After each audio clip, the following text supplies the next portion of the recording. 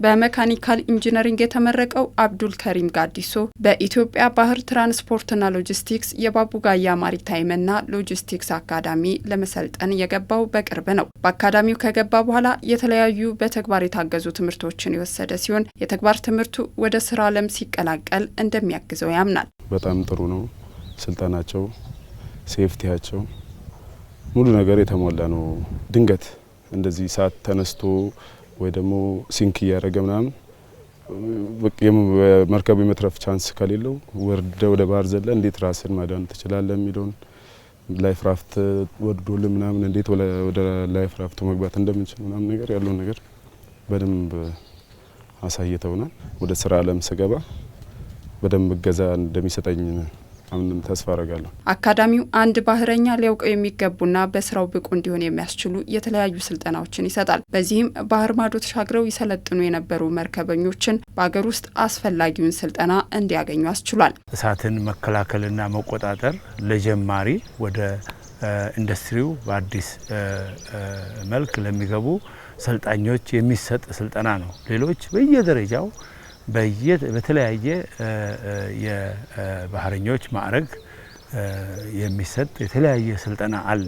ከናቪጌሽናል ኤድስ ጀምሮ የተለያዩ ነገሮች ላይ ብዙ መሻሻሎች ስለተደረጉ ባህረኛው ራሱን ከነዚህ አዳዲስ ነገሮች ጋር ራሱን አፕዴት እያደረገ ብቁ ባህረኛ እንዲሆን ያው ይሄም የባቡጋያ ማሪታይምና ሎጂስቲክስ አካዳሚ እንደየትኛውም ዓለም አቀፍ የማሪታይም አካዳሚ ተክቶ በመስራት ላይ ይገኛል። የሚሰጠው ስልጠና ብቁ ሙያተኞችን ማፍራት አስችሏል። በአካዳሚው ሰልጥነው የሚወጡ ተማሪዎች በዓለም አቀፍ ገበያው ተፈላጊነት ያላቸው ሆነዋል። ከ5000 አካባቢ ኢትዮጵያውያን ወጣቶች አጫጭር ስልጠናዎችን ሰጥቶ በተለያየ በመካከለኛ ምስራቅ አካባቢ በመርከቦች ነው ያሉ በትንሽ መርከቦች ጀልባዎች ላይ እየሰሩ ለራሳቸው ለሀገራቸው እየተጠቀሙ ይገኛል።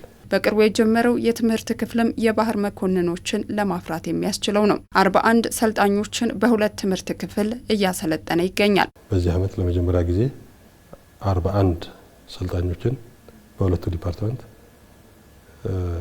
እያሰለጠነ ይገኛል ማለት ነው እና እነዚህ የሚሰለጥኑ ልጆች ከዚህ ሰልጥነው የሀገራችን የፍላግ ስቴት ወይም የኢትዮጵያ ማሪታይም ባለስልጣን የሚሰጠውን የሲኦሲ ፈተና ከወሰዱና ፈቃዱን ካገኙ በመላው ዓለም ያለ ምንም ውስንነት በትልልቅ መርከቦችም በሁሉም ቦታ ላይ በሁሉም የባህር ክልል በትልልቅ መርከቦችም ላይ መስራት ይችላሉ ማለት ነው። የሚሰጠው ስልጠና ሀገርን የራሷን መርከበኞች እንድትጠቀምና የበቁ ባህርተኞችን ወደ ውጭ እንድትልክ በማድረግ የውጭ ምንዛሪን እንድታድንም እንድታገኝም ያስችላታል። በየሄዱበት የስራ ዘርፍ ማለት ነው ስራቸውን በብቃት ከተወጡ ይሄኛው ጥሩ ለአካዳሚውም ለሀገራችንም ሞር ሲፌሬሮችን ወደ ውጭ የላክንም ቢሆን ማለት ነው አገሪቷ የተለያዩ የውጭ ምንዛሪም እንድታገኝ የስራ እድልም ለመፍጠር የራሱ የሆነ ኮንትሪቢዩሽን አለው።